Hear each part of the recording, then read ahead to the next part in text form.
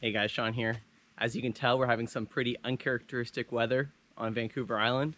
It's been snowing for about 16 hours here, not exactly what we signed up for when we moved to the island. This is day 6 of my big year. I have got out every single day to go birding, so I want to keep that streak going. Try to get out today, despite the weather, despite the crazy snow. It was a bit of a trek getting here. I'm in a small woodlot not too far from my house in Campbell River. As you can see, there's some beautiful hemlock trees around me. There's a little creek running through. It's quite a contrast in here from in the summer where it's a lush understory. You couldn't see maybe 10 feet in front of your face. I'm a little worried getting skunked today, but that's the beautiful thing about birding. You never know what you're gonna see. And worst case scenario is you go for a walk in the woods. I think it's good to have a bird in mind when you go out birding. Maybe will the universe to help you a little bit, or just help you think about what sort of habitats you need to visit to see that bird. My year list still lacks 2 woodpecker species that are common in the area, Pileated Woodpecker and hairy woodpecker. So hopefully maybe we can see them. I'm hoping with the weather, some of the birds will be hunkering down lower in the canopy, and so I'll be able to see them better. Happy birding, everyone. Every day is a good day for birding. The first 10 minutes on the trail, I did not see much. The snow was deep and the walking was tough. But before long, I started hearing the tapping of a woodpecker foraging on a tree just off the trail up ahead. It sounded like one of the bigger species. One of the benefits of exploring an area in deep snow is having to worry less about disturbing vegetation or other habitat features. So I veered off the trail to take a look. I took my time so I didn't spook the bird. I could barely see the bird through a low branch on the tree. Despite having only a limited view of the bird, I could tell it was a pileated woodpecker from its size and red crest.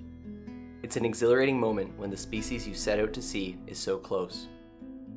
At this moment, patience is key. The last thing I wanted to do was disturb the pileated in its habitat and miss a chance to capture it. So I kept my distance and started to circle the tree to see if I could get a clearer view. The challenge was keeping quiet while wading through the deep snow and even rolling over a log or two. Getting a better view of the bird's head, I could see it was a male because of its red mustache, or malar if you want to get technical, which the female pileated lacks.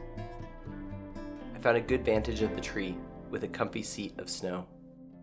Now I just needed the bird to move around the tree. Sure enough, it did.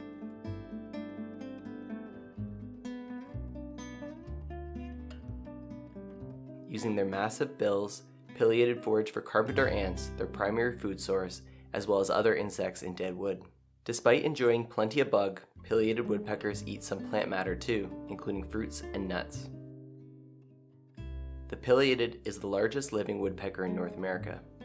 Actually, scratch that. I'm still holding out for the ivory billed. It's out there somewhere.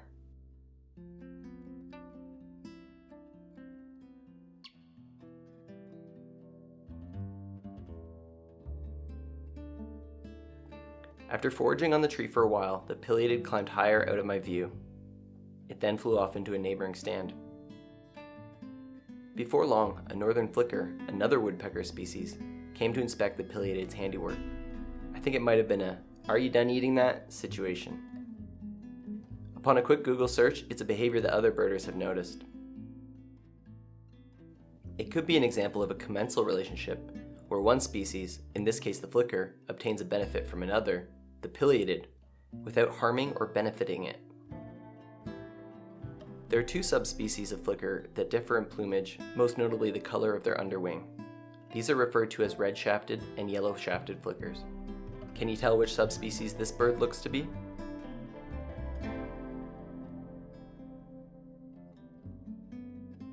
I decided to keep walking, but the rest of the trail is pretty quiet. Once I arrived at the old logging road, I decided to turn around and head back. As I did, I saw the last bird I encountered, a red-breasted sapsucker, in a little better light than my last video. All in all, it was a great little adventure. I hope you liked the video. It's not every day that we get to explore a winter wonderland like this. The pileated woodpecker was a great find and is one of my favorite birds. What's not to like about a giant woodpecker? Please like the video and subscribe to the channel if you would like to see more content like this. Happy birding, everyone.